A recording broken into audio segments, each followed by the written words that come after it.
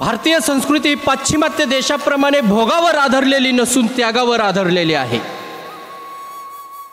मृत्यूची तमाना बाळगता आपली कवच कुंडले इंद्राला देणारा कर्ण सुद्धा इथलाच, स्वप्नातील दान सत्यात उतरवणारा राजा हरिश्चंद्र सुद्धा इथलाच। आधी लगीन कोंडाण्याचं आणि मग माझ्या रायबाचं असं म्हणत शत्रू पक्षाची लढता लढता धारातीर्थ पडणारे तानाजी मालुसरे सुद्धा इथलेच। शत्रू पक्षाच्या सुनेची ओटी खना नारळाने भरवणारे छत्रपती शिवाजी महाराज सुद्धा इथलेच। प्राण गेला तरी बेहत्तर पण माझा धर्म सोडणार नाही असे म्हणत हसत हसत स्वतःचा बलिदान देणारे धर्मवीर छत्रपती संभाजी महाराज सुद्धा इथलेच। शत्रू पक्षाची लावण्याची स्त्री समोर उभी असताना ही जर आमची आई असती तर आम्ही किती सुंदर झालो असतो असे म्हणणारे आमचे छत्रपती शिवाजी महाराज कुठे आणि मुलगी दिसताक्षणी आतिका खंडाळा म्हणणारा आजचा तरुण कुठे? अरे कोणाच्या स्वराज्यात राहतो?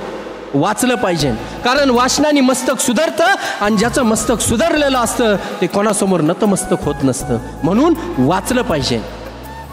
आपण म्हणतो 16वं वर्ष धोक्याचं, 16 वर्ष धोक्याचंच असतं ना, पण या 16व्या वर्षी महान पराक्रम सुद्धा झालेले आहेत।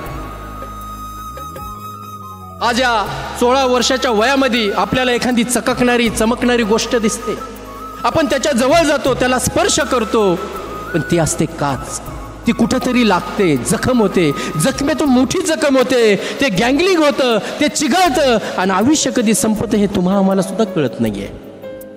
त्याच्यामुळे आपल्या आई वडिलांनी आपल्याला शाळेत कशासाठी पाठवलं याचंही भान आपण ठेवलं पाहिजे, कारण आपले आई वडील आपलं स्वप्न पूर्ण करण्यासाठी, त्यांचं स्वप्न पूर्ण करण्यासाठी जीवाचं रान करतात, हाडाचं काढं करतात, पण ते आपल्याला काही कमी पडून देत नाही। त्याच्यामुळे मित्रांनो, त्यांच्या विश्वासाला कधी तडा जाऊ देऊ नका, कारण आपण आपल्या शेतकऱ्यांची पुत्र आहोत। अरे कोणाच्या बापानं गाड्या उभ्या केल्या तर कोणाच्या बापानं माड्या उभ्या केल्या, पण आपल्या शेतकरी बापानं अख्खं जग उभा केलं आणि त्या शेतकरी बापाचे पुत्र आहोत आपण, हा आपल्याला अभिमान आणि स्वाभिमान पाहिजे।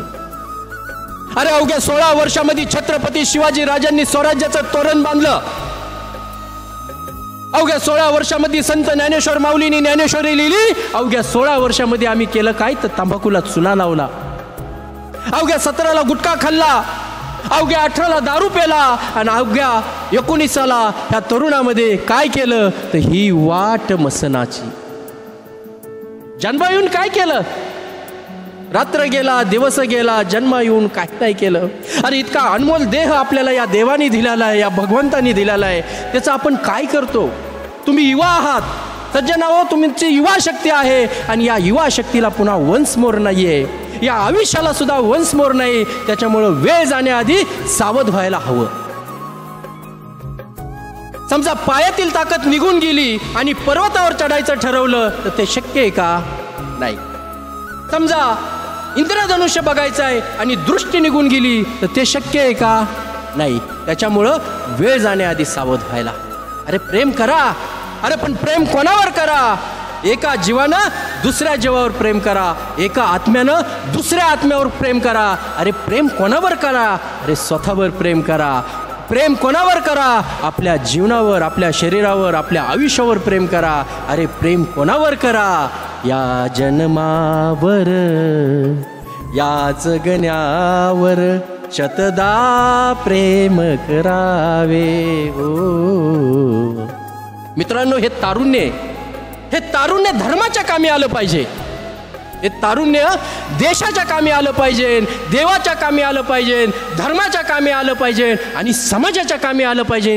गड्या ते गेल्यानंतर सुद्धा जिवंत राह, हे तारुण्याचा फायदा झाला पाहिजे देशासाठी, धर्मासाठी, गावासाठी, या स्वराज्यासाठी।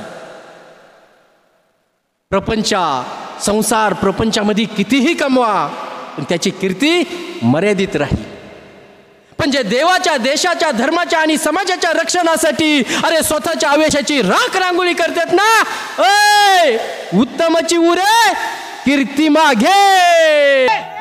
उत्तम